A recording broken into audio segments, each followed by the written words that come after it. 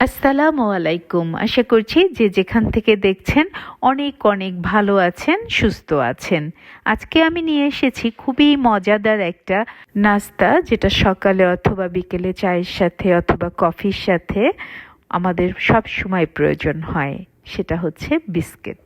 অনেকেই আমরা চায়ের সাথে অথবা কফির সাথে বিস্কিটটা নেই না, বাট অন্য কোনো সময় আমরা কিন্তু ঠিকই খেয়ে থাকি। বাচ্চারা তো খায়ই, তাদের জন্য আমরা বাহির থেকে না কিনে বাসায় খুব সুন্দরভাবে খুবই মজার পছন্দ মতো স্বাদের বিস্কিট তৈরি করতে পারি। আমি আজকে সেটাই তৈরি করে দেখাবো খুবই সহজভাবে। আমি এর জন্য নিয়ে নিয়েছি 125 গ্রাম রুম টেম্পারেচারে থাকা বাটার, হাফ কাপ সুগার, সাদা চিনিও হতে পারে অথবা ব্রাউন সুগারও হতে পারে, হাফ চা চামচ ভ্যানিলা এসেন্স। এখানে অনেক ঠান্ডা, যার কারণে বাটারটা অত নরম হয়নি, কিন্তু আমি বিটার দিয়ে বিট করে নরম করে নিব। বাটারের সাথে চিনি আর ভ্যানিলা এসেন্স মিশিয়ে নিচ্ছি। এরপরে একটা দিয়ে দিলাম। একটা আমি বাটারের মিশ্রণের সাথে স্প্যাচুলার সাহায্যে মিক্সড করে নিব। ভালো করে মেশানো হয়ে গেলে এবার আমি বিটার দিয়ে বিট করে নিব। এবার আমি 1 টেবিল স্পুন মিল্ক দিয়ে দিলাম। এটাও আমি স্প্যাচুলার সাহায্যে মিক্সড করে নিব।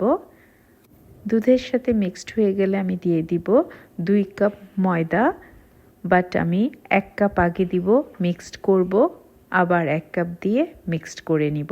ডোটা কিন্তু নরম হবে না, একটু শক্তই হবে। এখন আমি 1 চা চামচ বেকিং পাউডার দিয়ে দিলাম, এটাও মিক্সড করে নিব। তারপর একটা শক্ত ডো তৈরি করে নিব।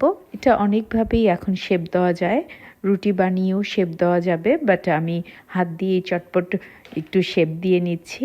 হাত দিয়ে একটু রাউন্ড শেপ দিয়ে আমি চারপাশে কাঁটা চামচ দিয়ে একটু ডিজাইন করে নিচ্ছি, যাতে একটু দেখতে ভালো লাগে। দেখতে ভালো না হলেও তো খেতেও ইচ্ছা করবে না। ডিজাইনটা হয়ে গেলে আমি মাঝখানে একটা চকলেট চিপস বসিয়ে দিব। দেখতে তো ভালো লাগবেই, খেতে আরও মজা লাগবে। বিস্কিট তৈরি করা হয়ে গেল, এবার আমি বেক করে নিব। দেখুন কত সুন্দর লাগছে, ফুলের মতো।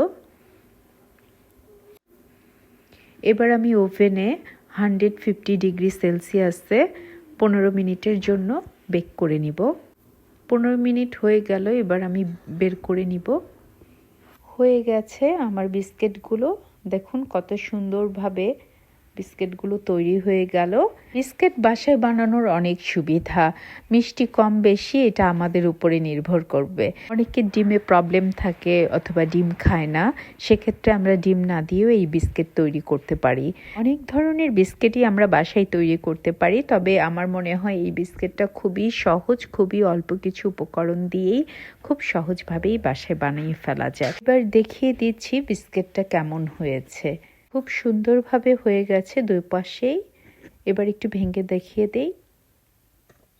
দেখুন ভিতরটাও কত সুন্দর হয়েছে, সফট সুন্দর। যদি আমার এই বিস্কিটের সহজ রেসিপিটা ভালো লাগে, লাইক, কমেন্ট অ্যান্ড সাবস্ক্রাইব করে পাশে থাকবেন। আপনারা অনেক অনেক ভালো থাকবেন, সুস্থ থাকবেন। আল্লাহ হাফেজ।